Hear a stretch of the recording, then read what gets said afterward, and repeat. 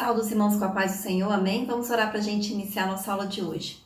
Senhor, nosso Deus e nosso Pai, nós queremos te agradecer, Senhor, por estarmos mais uma vez reunidos na sua presença, Deus, louvando, meu Pai, glorificando e bendizendo o teu santo nome.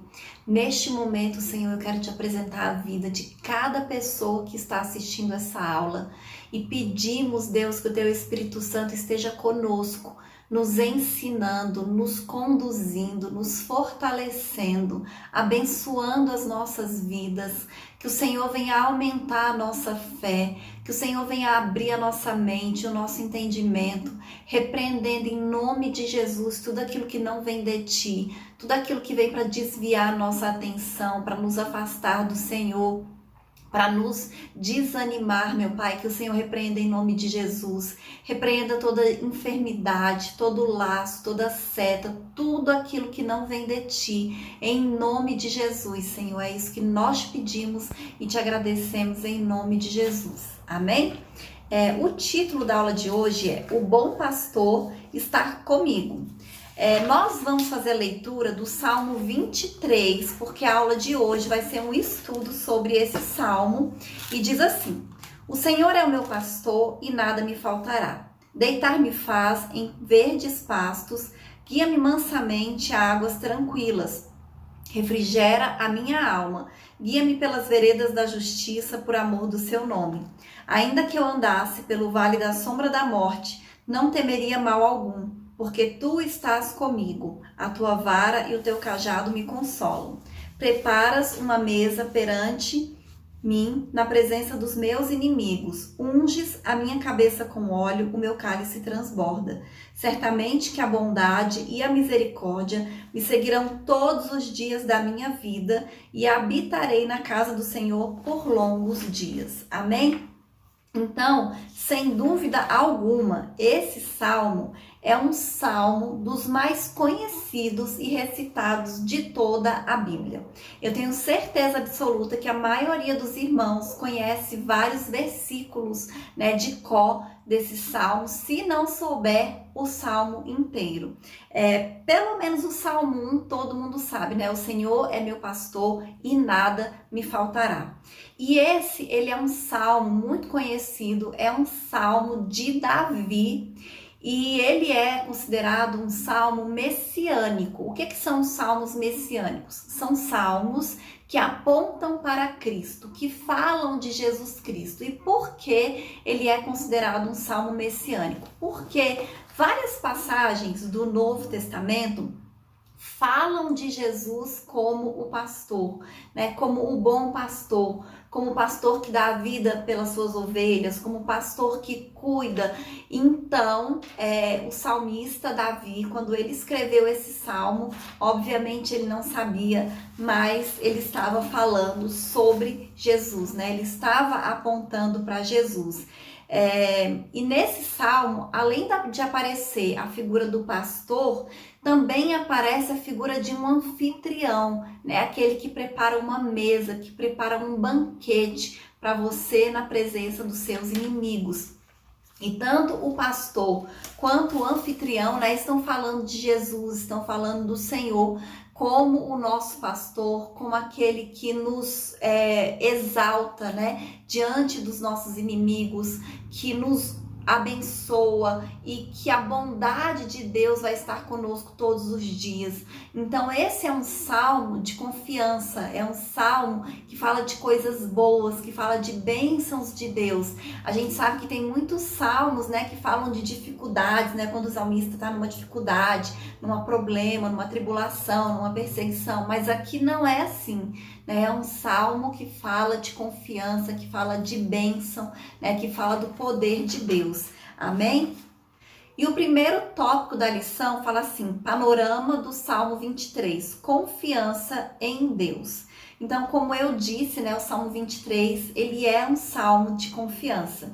E nós sabemos que todas as pessoas, inclusive nós cristãos, passamos por momentos de estresse, momentos de ansiedade, momentos de angústia, até momentos de depressão, né? E eles encontram no Salmo 23 um consolo, um descanso para a alma, porque o próprio salmista diz que refrigera a minha alma. E o que é refrigerar? É trazer alívio, é trazer descanso, e é isso que o Senhor faz conosco. Ele nos dá alívio, Ele nos dá descanso, Ele nos dá paz. E hoje nós sabemos que existem diversas doenças da alma, como ansiedade, como depressão, como síndrome do pânico, e o Senhor, Ele pode curar a nossa alma de todos esses males, né? O Senhor, Ele pode nos dar alívio, Ele pode nos dar descanso, né? Ele pode nos refrigerar nesses momentos de dor e de sofrimento. Então, sempre que nós estivermos se sentindo assim, né, sobrecarregados, pesados, tristes, preocupados, ansiosos, com medo, né? A gente pode orar o Salmo 23, né? Declarando, profetizando que o Senhor faz isso por nós. Amém? E o próximo subitem fala assim: a estrutura do Salmo 23, a imagem do pastor. Então, a imagem do pastor no Salmo revela as atividades de um pastor mesmo, de ovelhas, num campo. Então, as ovelhas, elas são animais completamente dependentes, né? São animais indefesos, que precisam de um pastor, né? E elas são animais também que elas são guiadas pelo seu pastor. Então, o pastor, ele é responsável por toda a vida da ovelha. É ele que vai guiar a ovelha para o alimento, é ele que vai proteger ela de ataques de animais predadores, é ele que vai livrar elas do perigo, e é ele que vai cuidar do conforto dessas ovelhas, levando ela para um lugar melhor, para passar a noite, para passar o dia, um lugar onde vai ter um melhor alimento, né, um melhor cuidado. Então o pastor, ele vai ser o responsável por isso. E no Novo Testamento a gente vai encontrar passagens que diz que Jesus, né, que o Senhor, ele faz exatamente isso, né? E ele fala que as ovelhas conhecem a voz do seu pastor. Então nós, como cristãos, devemos conhecer a voz de Jesus e sermos guiados por ele, do seu bom pastor, que é Jesus. E eu estava lendo, né, sobre as ovelhas, e diz que as ovelhas, elas têm a capacidade mesmo de reconhecer a voz. E diz que ela tem a capacidade de conhecer até a voz de 10 humanos. Então, ela sabe quando é o pastor dela que está falando, quando é outra pessoa que está falando. Então, ela reconhece sim a voz, né, de humanos, e ela sabe identificar qual é a voz do seu pastor. E nós temos que ser assim também com o Senhor. Nós precisamos conhecer a voz do nosso bom pastor, que é Jesus. Então, as características de um bom pastor mencionadas por Jesus são as mesmas encontradas no Salmo 23. E o nível mais profundo de relacionamento faz com que a ovelha reconheça a voz do seu pastor. Lá em João, capítulo 10, o versículo 11, olha o que fala. Eu sou o bom pastor. O bom pastor dá a sua vida pelas ovelhas. E aqui é o próprio Jesus falando isso, né? Que ele é o bom pastor e que o bom pastor dá a sua vida pelas ovelhas. E o salmista Davi, quando ele escreve esse salmo, ele já é o rei, né, de Israel, mas nós sabemos que Davi, ele começou como pastor, né? Quando ele foi ungido rei, ele era um simples pastor de ovelhas, ele cuidava das ovelhas do pai dele. Então, ele sabe bem como é ser pastor. Amém? E o próximo tópico diz a estrutura do Salmo 23, a imagem do anfitrião. Então, eu disse que tem dois personagens, né, nesse Salmo 23. Tem o pastor e também tem o anfitrião. E agora a gente vai falar sobre a imagem desse anfitrião. A imagem do anfitrião revela a característica provedora de Deus. No contexto do Salmo, Deus é apresentado como o que oferece um banquete aos seus filhos diante dos que se tornaram os seus adversários, né? Aqueles que trabalharam para prejudicá-lo. E Davi, ele era uma pessoa apropriada para falar e escrever sobre isso. Por quê? Porque apesar de Davi, né, ter se tornado um grande rei de Israel, vitorioso, ele foi perseguido muitas vezes. Ele foi perseguido por Saul antes de se tornar rei. Depois que ele se tornou rei também, diversas vezes ele foi perseguido, inclusive pelo seu próprio filho Absalão. Então nós sabemos que Davi enfrentou várias conspirações durante toda a sua vida e o Senhor sempre o guardou, o protegeu, deu vitória a ele, né? Ele não foi livre das adversidades, mas o Senhor foi com ele, né? E providenciou o escape, a vitória e honrou Davi em todos os momentos de dificuldade que ele passou e que ele enfrentou. Então o Senhor é esse anfitrião bondoso, misericordioso, né, que cuida dos seus servos e que provê, né, todas as coisas que nós precisamos, né, que supre todas as nossas necessidades. O próximo tópico diz assim: a plena confiança em Deus, o Senhor como pastor. Então, neste salmo, Davi, com a sua experiência de pastor, porque como eu disse, ele começou como pastor, né? Ele foi realmente um pastor de ovelhas. Ele faz essa comparação de Deus com um pastor.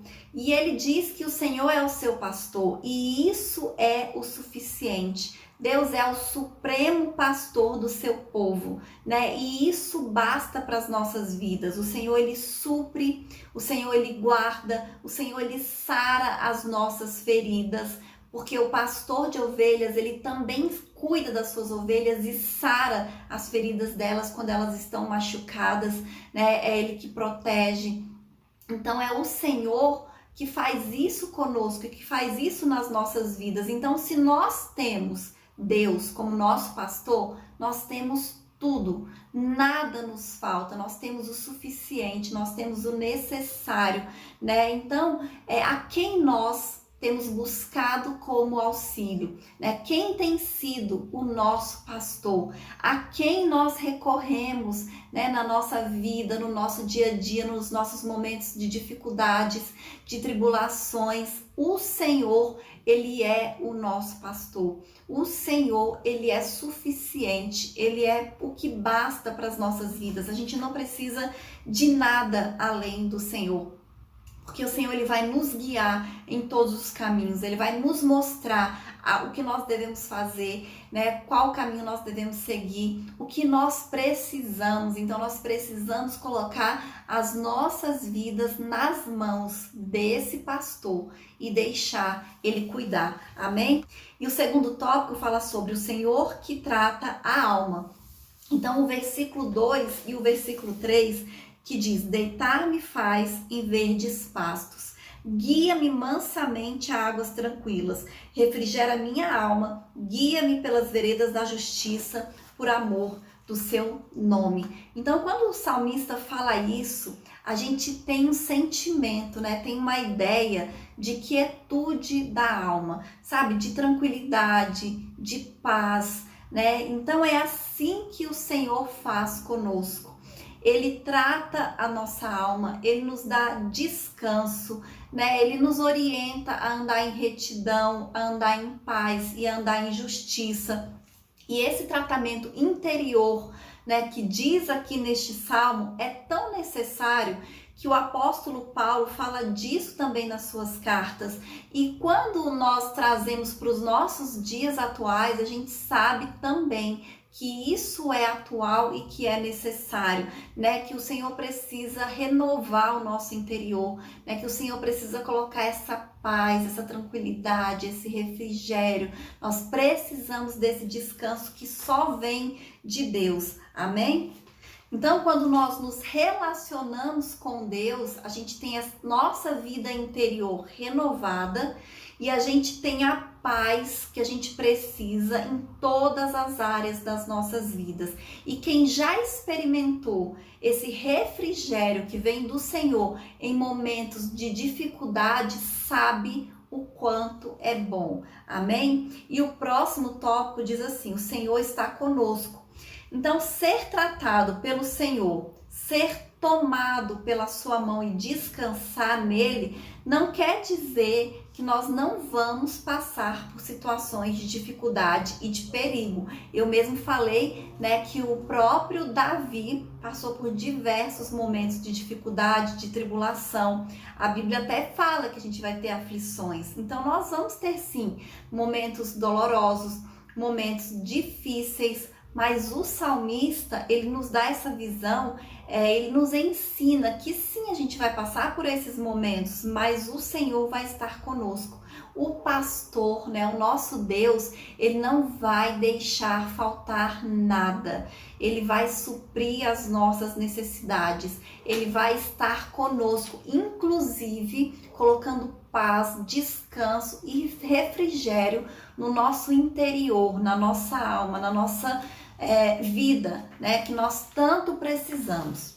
Tem até uma passagem no Novo Testamento, que Jesus ele estava em um barco e de repente começou uma grande tempestade, ou seja, uma tribulação, uma aflição. Todos estavam preocupados, mas Jesus dormia. Ele estava ali na mesma tempestade, na mesma tribulação que os seus discípulos, que as outras pessoas que estavam naquele barco, mas ele estava descansando, ele estava em paz. E é assim que o Senhor quer que a gente viva em paz. Só Deus pode nos dar essa paz em meio à tribulação, em meio às aflições do dia a dia. Amém? O próximo tópico fala sobre a plena provisão de Deus, a impotência dos adversários diante da provisão de Deus. Então agora a gente vai sair da imagem do pastor e vai para a expressão preparas uma mesa. Então a gente vai para a imagem do anfitrião. Então aqui a gente tem a imagem de um anfitrião que convida um justo para um banquete, para uma refeição. E aí a gente vai ver o quê? Que os inimigos estão presentes. Ele vai preparar esse banquete para o justo na presença dos inimigos. E olha só que coisa maravilhosa. O Senhor, ele não vai matar os seus inimigos. Ele vai te honrar na presença dos seus inimigos. Ele vai mostrar que ele é Deus, que você vai estar por cima e não por baixo. Estudiosos, eles dizem que aqui aparece a imagem da demonstração pública de um rei oriental fazia para honrar alguém na presença de todas as outras pessoas.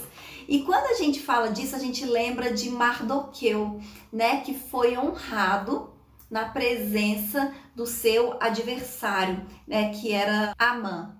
Então, Amã, o seu inimigo, antes de ser morto, ele teve que honrar Mardoqueu lá no livro de Esté. Então, o Salmo, ele mostra Deus honrando o salmista, ungindo a cabeça dele com óleo. E segundo estudiosos também, um óleo perfumoso que representava hospitalidade e favor. E transbordando o cálice, que simboliza o quê? Generosidade do anfitrião com relação ao justo. Então é a generosidade de Deus, é o cuidado de Deus, é a provisão de Deus, é a honra que vem de Deus para as nossas vidas. E aqui a gente pode afirmar que milhares de pessoas, que foram vítimas de perseguições, de palavras de morte, hoje contemplam uma realidade de bênçãos de Deus, de abundância, de honra, de provisão, de prosperidade vindo da parte do próprio Deus. Às vezes, a gente fica esperando que pessoas façam coisas por nós. Às vezes, a gente fica até procurando auxílio auxílio, a ajuda das pessoas, mas a gente tem que colocar tudo diante do Senhor, porque é Ele que pode todas as coisas. É o Senhor que muda a nossa história, é o Senhor que nos honra, é o Senhor que nos abençoa, é o Senhor que provê aquilo que nós estamos precisando, é o Senhor que envergonha os inimigos que se levantam contra as nossas vidas. Então a nossa confiança, ela precisa estar sempre no Senhor. Amém? E o próximo subitem diz assim: bondade e misericórdia do Senhor, que é o versículo 6, o último versículo, que diz: certamente que a bondade e a misericórdia me seguirão todos os dias da minha vida, e habitarei na casa do Senhor por longos dias. Eu particularmente amo esse versículo, né? E aqui, como consequência de todo o bem, de toda a bondade que o Senhor fez com o salmista chega à conclusão que a sua vida vai ser conduzida debaixo da bondade e da misericórdia do Senhor. E é essa a certeza que eu tenho, que nós que confiamos em Deus, a bondade e a misericórdia do Senhor, elas vão estar presentes todos os dias das nossas vidas. E se nós temos a bondade, a misericórdia de Deus, nós temos tudo aquilo que nós precisamos nessa vida, precisamos nessa terra para viver bem. Então, a cada dia nós experimentamos essa bondade do Senhor, a cada dia nós experimentamos a misericórdia de Deus. E como o salmista, ele tinha convicção de que a bondade e a misericórdia de Deus seriam uma realidade na vida dele todos os dias, até a volta do Senhor Jesus. Amém?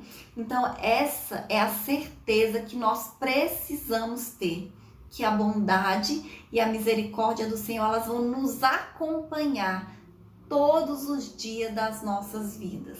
Amém? E o próximo subitem diz: habitando na casa do Senhor. E com certeza que isso é o melhor. O salmista, ele esperava habitar na casa do Senhor por longos dias, ou por dias sem fim, ou todos os dias da minha vida, ou para todo o sempre. E aqui é a ideia de servir a Deus por toda a sua vida. E nesse contexto, não tem como você olhar para trás depois de conhecer e experimentar o Senhor, a bondade de Deus, a misericórdia do Senhor. E além disso, é melhor porque não é somente nessa vida, é por toda a eternidade. Nós vamos viver na casa do Senhor nessa vida e na próxima vida também, que é a eternidade. Então são dias sem fim na casa de Deus. Então eu acho que é impossível alguém conhecer o Senhor verdadeiramente, a gente alguém ter um relacionamento com Deus, ter experiência com Deus, ter intimidade com o Senhor e deixar. Porque eu não sei como é que alguém pode imaginar, em passar a eternidade longe do Senhor. Se a gente tem a opção, o Senhor, ele nos deu o livre arbítrio. E Jesus veio e pagou o preço para que nós tivéssemos a opção de passar a nossa eternidade ao lado do Senhor. Mas somos nós que vamos escolher. Porque da mesma maneira que lá no Jardim do Éden tinha a árvore da vida e a árvore do conhecimento do bem e do mal, e Adão e Eva sabiam que se eles comessem da árvore do conhecimento do bem e do mal, eles morreriam, e eles foram lá e comeram. Nós temos a opção, nós temos a vida eterna e nós temos a morte. E a gente tem essa opção todos os dias. O Senhor já pagou o preço, então a vida eterna ela já está disponível. Só precisa que a gente aceite, que a gente queira. Então nós não podemos trocar o Senhor por nada. Por nada nessa vida vale a pena a gente trocar o Senhor, porque nada é melhor do que a gente viver na presença de Deus, a gente viver essa bondade, essa misericórdia, essa provisão, esse cuidado, esse refrigério da alma que a gente tem na presença do Senhor. Amém? E eu vou ler a conclusão que diz assim: temos um pastor que cuida de nós, temos um anfitrião que nos agracia com um rico banquete espiritual. O dia a dia de nossas vidas nos impõe desafios bem complexos. Por isso, devemos estar seguros no pastor que não nos falta, no anfitrião que é generoso para conosco. Temos muitas razões para, numa ocasião de sombra e penumbra, declarar: tu estás comigo. Sim, Deus está com você. Ele sempre esteve. Que o Espírito Santo seja percebido em cada metro quadrado em que habitarmos. Amém? E a gente não pode se esquecer disso nunca. Nos momentos de tribulação, de aflição, de angústia, no nosso dia a dia mesmo, quando a gente está tudo bem, nós temos que nos lembrar sempre: o Senhor está conosco. O Senhor, Ele está com você. Então, às vezes a gente quer, assim, sei lá, desesperar, preocupar. A gente tem que parar e concentrar e pensar: o Senhor está comigo. O Senhor é o meu pastor. O Senhor me ama. A bondade e a misericórdia do Senhor está comigo. E como eu falei desde a primeira lição, a gente pode orar, né, o salmo, a gente pode ler o salmo na primeira pessoa, né? O Senhor falando conosco, declarando essas bênçãos nas nossas vidas. Amém? E essa é a lição de hoje. Até a próxima aula em nome de Jesus.